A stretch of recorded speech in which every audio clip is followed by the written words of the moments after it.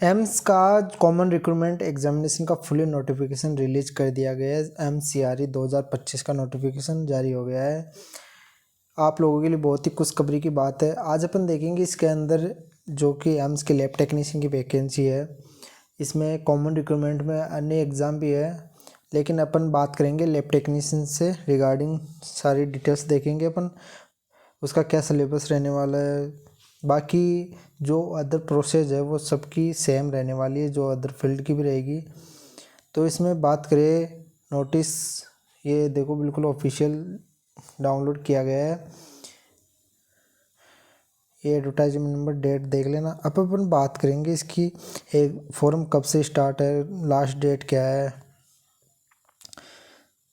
तो अपन देखो इस काफ़ी डिटेल्स में ये, तो अपन मेन पॉइंट देखेंगे। बाकी आप अच्छे से इसको रीड कर फिर आप फॉर्म फिल करना। जैसा कि इसमें भी दे रखा है, please fill the online application carefully. आपको बिल्कुल केयरफुली भरना है, इसको अच्छे से पढ़ना है हर पॉइंट को, फिर आपको फॉर्म फिल करना है। लास्ट डेट जैसे कि आपको दिख रही होगी यहाँ पर। सबसे पहले अपन देख लेते हैं फॉर्म कब से स्टार्ट होंगे।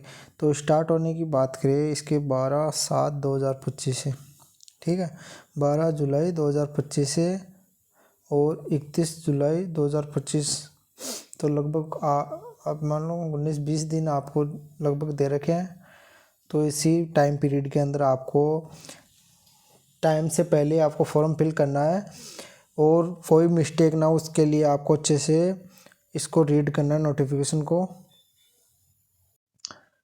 फिर नेक्स्ट देखिए अपन, date of status of application from the accept फिर अपीयर इन एग्ज़ाम। जो इसका स्टेटस दिखाएगा एप्लीकेशन का, जो 7/8/2025 को। एडमिट कार्ड की बात करें, एडमिट कार्ड आपको वेबसाइट पर आपको दे दिया जाएगा, उसके लिए अलग से नोटिफाई कर दिया जाएगा। और CBT एग्जामिनेशन की बात करें, जो कि टेंटेटिव एग्ज़ाम डेट है, जो 25 अगस्त और 26 अगस्त को दे रखी है 2025 में, जो कि टेंटेटिव है। और डेट ऑफ स्किल टेस्ट की बात करें, वो भी आपको नोटिफाई कर दिया जाएगा। नोटिफिकेशन को रीड करने का यहाँ पर आपको कंटेंट दे रखा है, कहाँ पर क्या है। Introduction, application procedure, selection criteria, आपको यहाँ पर सभी दे रखा है। Admit cards, skill test, eligibility, general candidate, सब दे रखा है आपको। अपन देखते हैं वन बाय वन को। अब अपन देखते हैं जो कॉमन रिक्रूटमेंट हो रही है। कॉमन रिक्रूटमेंट का नाम से पता चलता है जो सभी एम्स की एक एग्ज़ाम होगी। तो इसमें कौन कौन सी एम्स पार्टिसिपेट कर रही है, तो वो यहाँ पर दे रखी है। AIIMS Bathinda, AIIMS Bhopal, Bilaspur, AIIMS Deoghar, Gorakhpur, Jammu, Jodhpur, AIIMS Mangalagiri, Nagpur. ये जो भी एम्स में यहाँ पर लिस्ट दे रखी है, ये एम्स इसमें हॉस्पिटल जो भी है, मेडिकल कॉलेज है, इसमें इन्वॉल्व है। जो एज रिलेशन की बात करें, जो एज रिलेशन जो सभी वैकेंसी में, अभी आपको ये 2025 में इसका एग्ज़ाम भी हुआ था अभी एम्स का, तो उसमें जो दे रखी थी, आप अपनी एज देख सकते हो, और जो कैटेगरी है वो आपको छूट मिल जाएगी। ये बाकी सभी वैकेंसी में सेम देखने को मिलता है एज रिलेशन। आप अपनी एज के अकॉर्डिंग, कैटेगरी के अकॉर्डिंग आपको एज रिलेशन मिल जाएगा। यदि आपकी आउट ऑफ एज हो गई है तो आप रिलैक्सेशन भी ले सकते हो, या आप इसको रीड कर लेना एज रिलेशन वाले को। ये कॉमन चीज़ें है, आप रीड कर लेना इनको। एप्लीकेशन फ़ीस की बात करें तो अपन एप्लीकेशन फ़ीस जो जनरल कैंडिडेट होंगे उनके लिए 3,000 रुपये रहेगी application fees. SC ST candidate और EWS कैंडिडेट के लिए बात करें तो उनके लिए 2,400 रुपये रहेगी। और जो पर्सन विथ डिसेबिलिटी, जो डिसेबिलिटी विकलांग होते हैं, उनके लिए यहाँ पर किसी प्रकार का शुल्क या फीस नहीं ली जाएगी, ठीक है। जनरल के लिए 3,000, SC ST और EWS वालों के लिए 2,400 रुपये, और जो डिसेबिलिटी पर्सन है उसके लिए किसी भी प्रकार की फीस नहीं ली जाएगी। जो फॉर्म भरने का वो ऑनलाइन रहेगा, जो फीस का भी रहेगा ऑनलाइन रहेगा। एडमिट कार्ड का दे रखा है, एडमिट कार्ड आपको एग्ज़ाम के, admit card will be issue 3 day before date of examination, exam के 3 दिन पहले आपको प्रोवाइड कर दिया जाएगा और 7 दिन पहले आपको एग्ज़ाम सिटी आपको प्रोवाइड कर दी जाएगी। और जो एडमिट कार्ड आएगा आपको वेबसाइट पर मिल जाएगा और उसके लिए आपको नोटिफिकेशन अलग से देखने को मिल जाएगा, नोटिफाई कर दिया जाएगा।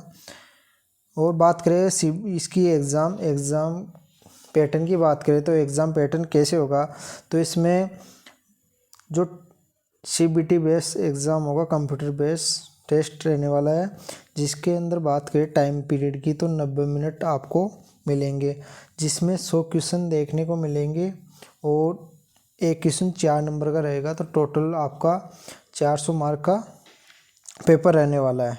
जिसके अंदर बात करें 100 क्वेश्चन में तो 20 क्वेश्चन तो आपको जीके, जनरल नॉलेज या रीजनिंग, मैथ इनके देखने को मिलेंगे और बाकी आपको 80 क्वेश्चन रहेंगे वो आपके प्रोफेशनल कोर्स, जो भी आप जिस फील्ड से बोल रहे हो। जैसे लैब टेक्नीशियन की बात करें तो आपको लैब का जो 80 क्वेश्चन रहेंगे वो देखने को मिलेंगे। 20 क्वेश्चन आपको general knowledge, aptitude knowledge, computer regarding GK से रिलेटेड मिलेंगे। और क्वेश्चन जो रहेगा, जो पेपर आएंगे आपको डिवाइड रहेंगे 20-20 के पैटर्न में डिवाइड रहेंगे और प्रत्येक सेक्शन के लिए आपको 18 मिनट ड्यूरेशन रहेगा। और नेगेटिव मार्किंग की बात करें, इसमें नेगेटिव मार्किंग भी रहने वाली है। और एग्ज़ाम की बात करें जो बाईलैंग्वेज रहने वाली है, यहाँ पर दे रखा है। और कुछ एग्ज़ाम आपको ओनली इंग्लिश में देखने को मिलेंगी। For all where qualification 12th जो आपकी बात करें इंग्लिश में रहेगा आपका, ठीक है। इंग्लिश में आपको अभी अपन देख लेंगे, आगे बता देंगे। और अब आपका मेन क्वेश्चन रहेगा कि नेगेटिव मार्किंग रहेगी या नहीं है।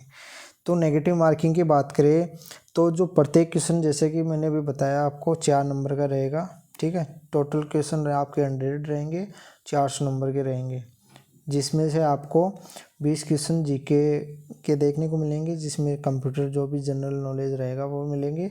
80 क्वेश्चन आपके प्रोफेशनल कोर्स के रहेंगे। जिसमें नेगेटिव मार्किंग की बात करें तो 1/4 रहेगी, ठीक है। 1/4 आपको नेगेटिव मार्किंग देखने को मिलेगी।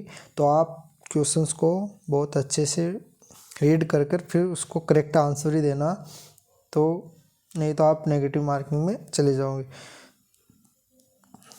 क्वालिफिकेशन मार्क की बात करें 40% रहेंगे जनरल के लिए और 35% रहेंगे ओबीसी के लिए, 30% रहेंगे SC ST के लिए, एक्स सर्विसमैन के लिए, qualifying applicable for the category of the candidate. अब आप देखेंगे वैकेंसी कौन कौन से डिपार्टमेंट में, कौन कौन सी एम्स में दे रखी है, उसकी क्वालिफिकेशन देखेंगे, लैंग्वेज देखेंगे। तो इसमें जैसा और भी वैकेंसी है, आप जिस फील्ड में हो, आप जिसके लिए अप्लाई करना चाहते हो वो कर सकते हो। बाकी अपन अपनी लैब टेक्नीशियन की देखेंगे। जो लैब टेक्नीशियन का पोस्ट कोड है वो 17 है। और इसकी जो एग्ज़ाम की लैंग्वेज की बात करें बाई लैंग्वेज रहने वाली, ठीक है। ये डाउट भी आपका क्लियर हो गया होगा। ये अपनी लैब टेक्नीशियन की वैकेंसीज जिसमें अपना पोस्ट कोड था 17। अब अपन देखेंगे इसकी क्वालिफिकेशन, एज लिमिट सभी अपन देख लेंगे कौन सी एम्स में निकली हुई है। तो सबसे पहले जो इसमें दे रखा है लैब अटेंडेंट ग्रेड 2, जो कि एम्स ऋषिकेश की वैकेंसी है। इसकी एज लिमिट की बात करें तो 18 से 27 ईयर। अब एज लिमिट में इसे एक में बता रहा हूँ, बाकी आप आगे देख लेना, ठीक है। अपन इसको बार बार रीड नहीं करेंगे और जो इंस्टीट्यूट रहेगा वो देख लेना। अपन क्वालिफिकेशन पर देखते हैं। तो जो लैब अटेंडेंट ग्रेड 2 की है तो इसकी क्वालिफिकेशन इसमें दे रखा है, जो असेंटियल है आपकी 12th साइंस से होनी चाहिए और आपके पास डिप्लोमा होना चाहिए। और एक्सपीरियंस की बात करें इसमें 2 ईयर का रिलेवेंट एक्सपीरियंस होना चाहिए इस फील्ड में। और लैब टेक्नीशियन की वैकेंसी की बात करें 2nd पर नंबर पर, जो कि एम्स राजकोट की वैकेंसी है। इसके अंदर आपके पास 12th साइंस से होनी चाहिए और आपके पास डिप्लोमा होना चाहिए DMLT का, या आपके पास ग्रेजुएशन BSc MLT होगी तो भी आप क्वालिफाई हो इसके लिए। ठीक है। यहाँ पर आप देखो आपको कंफ्यूज रहेगा, यहाँ पर तो कंफ्यूज होने वाली बात नहीं है। आपके पास यदि डिप्लोमा है तो भी आप क्वालिफाई हो इसके लिए, और यदि आपके पास बीएससी एमएलटी है तो भी आप इसके लिए क्वालिफाई हो। फिर भी आपको कोई डाउट रहता है तो आप कमेंट में कमेंट कर कर पूछ सकते हो। देखो एक तो ये वैकेंसी और ये वैकेंसी फ्रेशर के लिए बहुत ही अच्छी है, इसमें किसी भी प्रकार का एक्सपीरियंस नहीं मांगा गया है। और ये एम्स राजकोट की है, ये एम्स ऋषिकेश की है, इसकी भी क्वालिफिकेशन इसकी सेम है। अब देखेंगे कितने पदों में क्या वो आगे देखेंगे अपन। सबसे पहले अपन क्वालिफिकेशन देख लेते हैं, फिर जो जूनियर मेडिकल लैब टेक्नोलॉजिस्ट की एक और की बात करें जो एम्स बठिंडा की है, इसकी क्वालिफिकेशन आपको 12th साइंस से होनी चाहिए, जिसमें आपके physics chemistry and biology and technology में, और 2 year regular diploma in medical laboratory, आपके पास 2 ईयर का डिप्लोमा होना चाहिए डीएमएलटी का, जो कि एक मान्यता प्राप्त इंस्टीट्यूट से होना चाहिए, और साथ ही आपके पास 100 बेडेड हॉस्पिटल का आपके पास एक्सपीरियंस होना चाहिए। और सेकंड और में दे रखा है यदि आपके पास 12th साइंस है, physics chemistry and biology biotechnology, और आपके पास बीएससी या मल्टी कर रखी है आपने, तो भी आप क्वालिफाई हो, जिसके अंदर आपको एक्सपीरियंस की ज़रूरत नहीं पड़ेगी। यदि आपके पास डिग्री है तो आपके पास एक्सपीरियंस की ज़रूरत नहीं पड़ेगी, बाकी आपके पास डिप्लोमा तो आपको एक्सपीरियंस चाहेगा, ठीक है। फिर नेक्स्ट है अपनी जूनियर मेडिकल लैब टेक्नोलॉजी की, जो कि एम्स जम्मू की है। इसकी भी क्वालिफिकेशन जो ऊपर दे रखी थी वही सेम है। और फिर जूनियर एम्स मंगलगिरी की बात करें, इसकी भी क्वालिफिकेशन आपके पास वही सेम दे रखी है। एम्स आंध्र प्रदेश की ईएसआईसी आंध्र प्रदेश की बात करें जूनियर मेडिकल लैबोरेटरी टेक्नोलॉजिस्ट की, तो इसमें आपके पास 12th पास साइंस से होनी चाहिए और डिप्लोमा होना चाहिए आपके, और आपके पास 1 ईयर का एक्सपीरियंस होना चाहिए। यदि आपके पास डिग्री है तो आप भी क्वालिफाई हो। नेक्स्ट है ईएसआईसी बिहार की, जिसके अंदर आपको वही सेम क्वालिफिकेशन दे रखी है। Junior medical laboratory AIIMS ESIC Chandigarh की बात करें तो इसके अंदर भी 12th साइंस से होनी चाहिए, आपके पास डिप्लोमा होना चाहिए और 1 ईयर का एक्सपीरियंस होना चाहिए। और यदि आपके पास डिग्री है डीएमएलटी की तो भी आप क्वालिफाई हो। जो जूनियर मेडिकल लेबोरेटरी टेक्नोलॉजी की बात करें इसकी क्वालिफिकेशन भी सेम है, तो आपको यहाँ पर 10th नंबर पर जो दिल्ली ईएसआईसी की बात करें तो इसकी भी क्वालिफिकेशन सेम है। जूनियर मेडिकल लेबोरेटरी टेक्नोलॉजी जो कि ईएसआईसी गुजरात की वैकेंसी है, इसकी क्वालिफिकेशन की बात करें जो अभी अपने ऊपर देखी वही सेम है। जूनियर मेडिकल लेबोरेटरी टेक्नोलॉजी जो कि ईएसआईसी हिमाचल प्रदेश की है, इसकी भी आपके पास 12th साइंस से होनी चाहिए, डिप्लोमा होना चाहिए डीएमएलटी का, और 1 ईयर एक्सपीरियंस होना चाहिए। यदि आपके पास डिग्री है तो आप क्वालिफाई हो। नेक्स्ट है ईएसआईसी जम्मू की, इसकी भी सेम है। अब अपन इनकी पोस्ट देखेंगे। अभी यहाँ पर देखो क्वालिफिकेशन है जिसमें कुछ अलग है, या फ्रेशर की मैंने बता दिया। इसमें भी देखो जो ऊपर जूनियर मेडिकल लेबोरेटरी टेक्नोलॉजीज की दे रखी थी वही क्वालिफिकेशन सेम है, जो कि ईएसआईसी झारखंड की है। यहाँ पर भी आपको जो ईएसआईसी कर्नाटका है उसमें भी आपको सेम क्वालिफिकेशन देखने को मिलेगी। जो ईएसआईसी केरला की है इसमें भी आपको सेम क्वालिफिकेशन देखने को मिलेगी। जूनियर मध्य प्रदेश की है, इसमें भी आपको सेम क्वालिफिकेशन देखने को मिलेगी। ये ईएसआईसी महाराष्ट्र की है। ईएसआईसी नॉर्थ ईस्ट की बात करें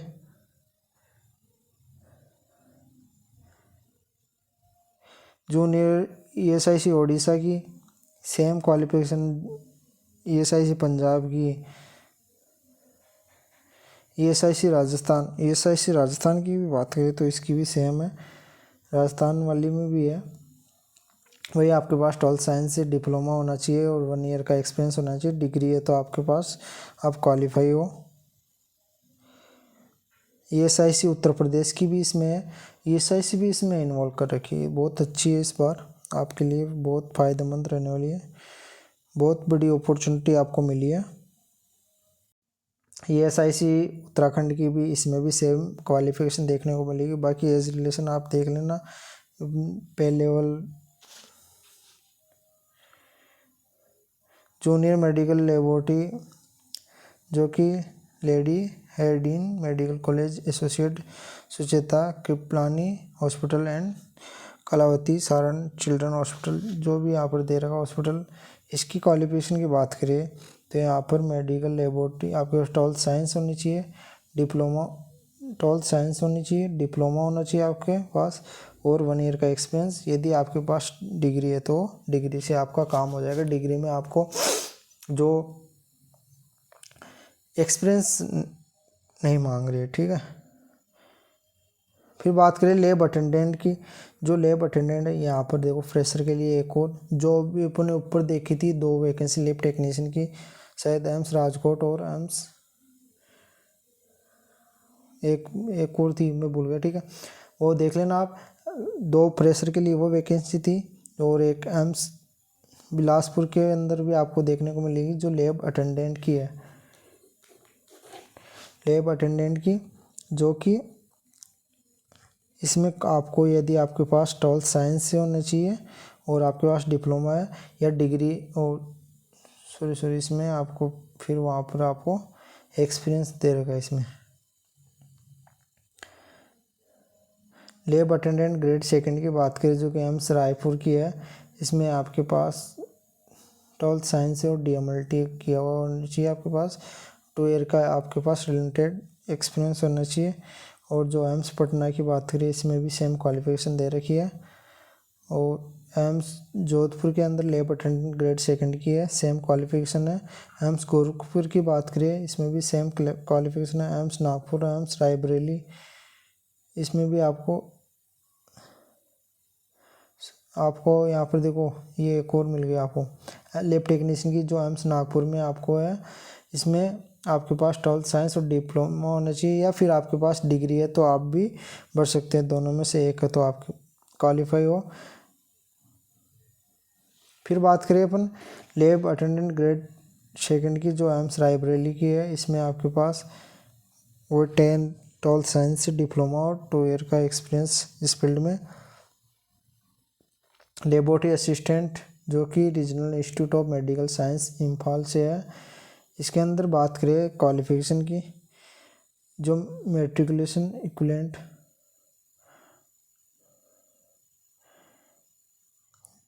आपके पास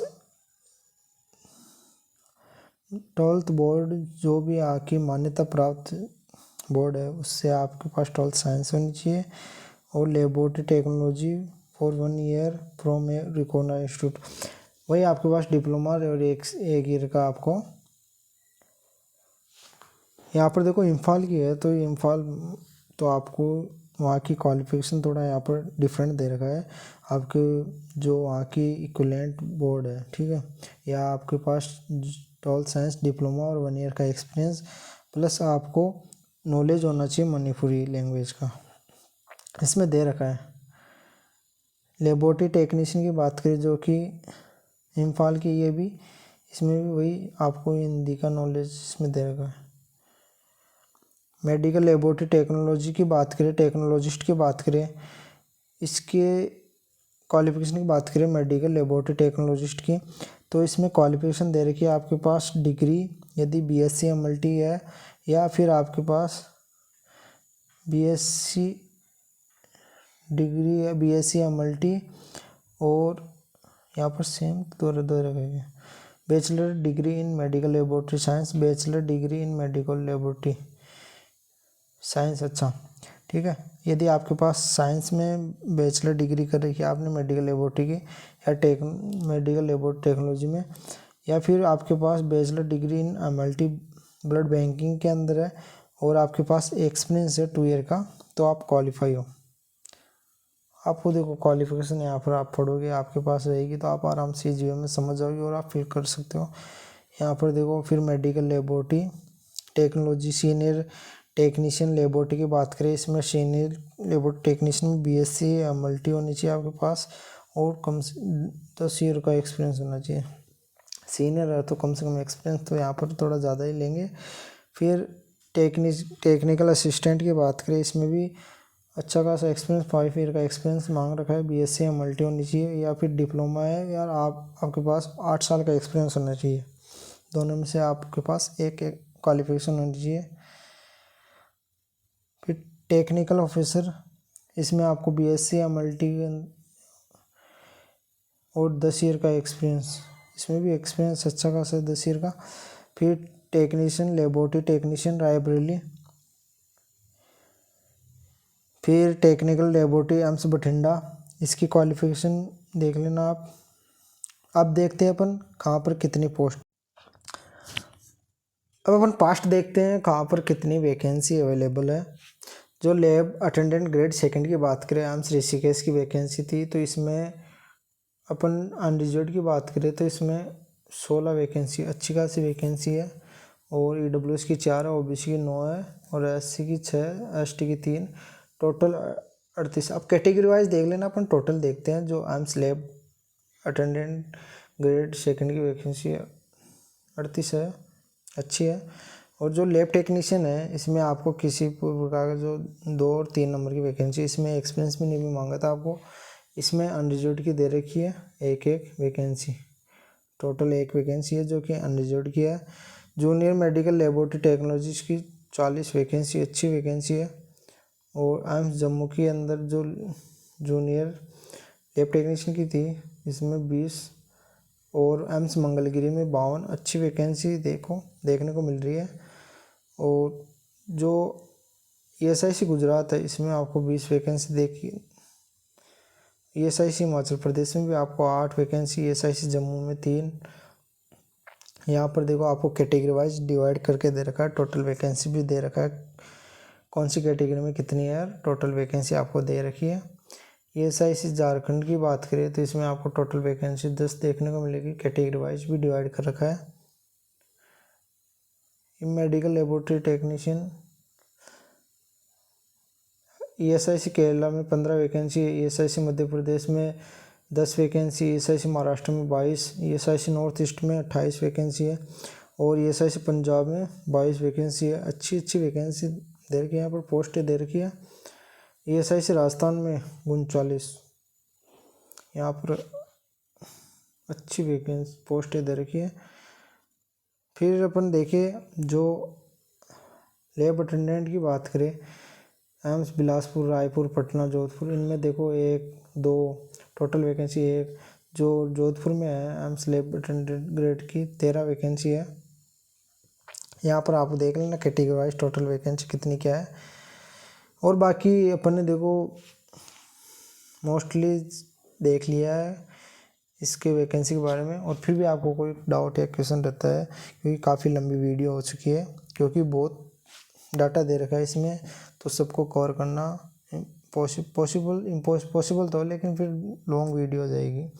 तो और कोई आपको डाउट रहता तो आप कमेंट कर पूछ लेना।